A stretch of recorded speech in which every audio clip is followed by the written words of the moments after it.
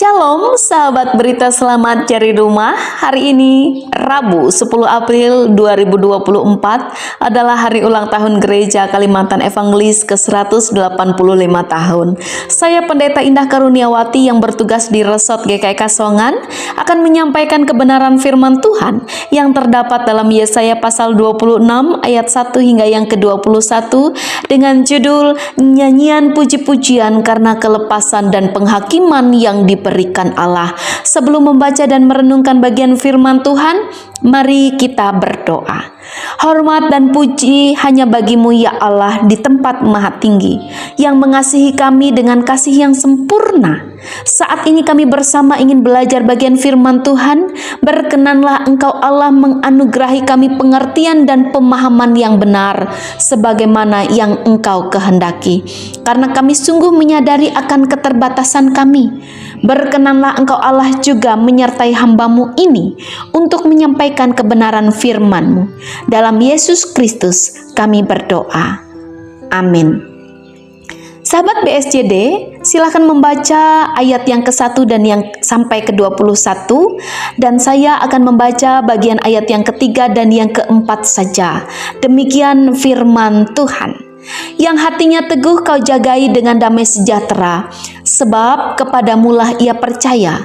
Percayalah kepada Tuhan selama-lamanya, sebab Tuhan Allah adalah gunung batu yang kekal. Langit dan bumi akan berlalu, tetapi perkataanku tidak akan berlalu. Amin. Renungan hari ini saya beri tema kecil, buah keteguhan iman. Sahabat BSJD, rencana mengusir pemerintah Belanda dari bumi Kalimantan pecah pada tanggal 1 Mei 1859 yang menyebabkan beberapa orang kulit putih mati terbunuh. Sulitnya membedakan antara orang Belanda sebagai penjajah dan orang-orang Zending selaku utusan lembaga keagamaan membuat para penginjil tidak luput dari penyerangan. Alhasil, 4 orang penginjil, 3 orang istri, dan 2 orang anak menjadi korban dari revolusi ini.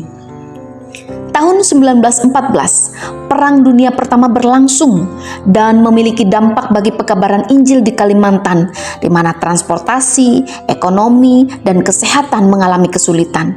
Hingga akhirnya Zending Barman hanya bertahan beberapa tahun setelahnya untuk tugas pekabaran Injil ini, dan selanjutnya dilakukan oleh Zending Basel.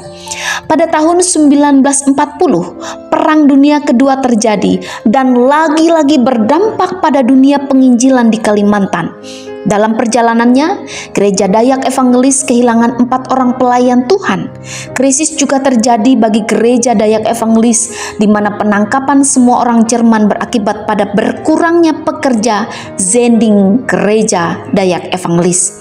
Berdasarkan buku tuaiannya sungguh banyak, menceritakan begitu luar biasa perjalanan penginjilan di Kalimantan yang mengalami berkali-kali masa sulit, namun berkali-kali pula mengalami kebangkitan dalam pengharapan kepada Kristus.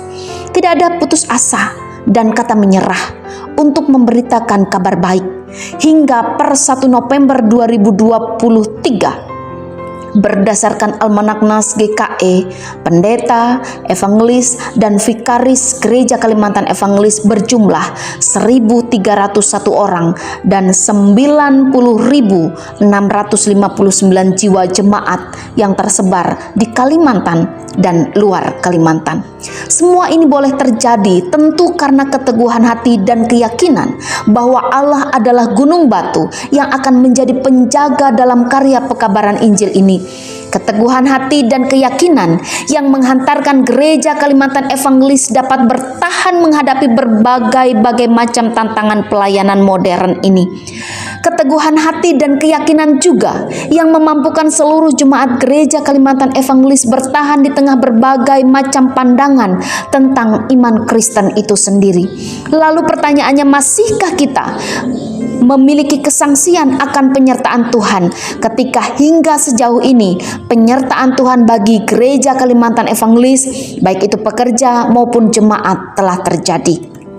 Kita diutus di tengah-tengah gereja Kalimantan Evangelis secara khusus dan sebagai masyarakat Indonesia, bahkan dunia secara umum, supaya dapat memberi buah, meneladani para pendahulu kita di bumi Kalimantan, para pelayan-pelayan Tuhan, jemaat-jemaat Tuhan, meski ditolak, dianiaya, bahkan dibunuh. Keteguhan iman adalah jawaban untuk memberi pengharapan. Mari kita terus berjuang, meletakkan pengharapan kita dengan teguh kepada Allah, baik itu iman kita secara pribadi pun juga GKE sebagai wadah bagi kita untuk bertumbuh. Yesaya 26 ayat 12 mengatakan, "Ya Tuhan, Engkau akan menyediakan damai sejahtera bagi kami, sebab segala sesuatu yang kami kerjakan, Engkaulah yang melakukannya bagi kami." Jika Tuhan yang memimpin, siapakah lawan kita? Selamat hari ulang tahun Gereja Kalimantan Evangelis ke-185 tahun. Kiranya Tuhan yang adalah gunung batu menjagai kita dengan damai sejahteranya. Amin. Mari kita berdoa. Ya Allah, Engkau adalah penjaga kami. Hanya daripadamu kami memperoleh ketenangan. Hanya di dalam Engkau kami beroleh damai sejahtera.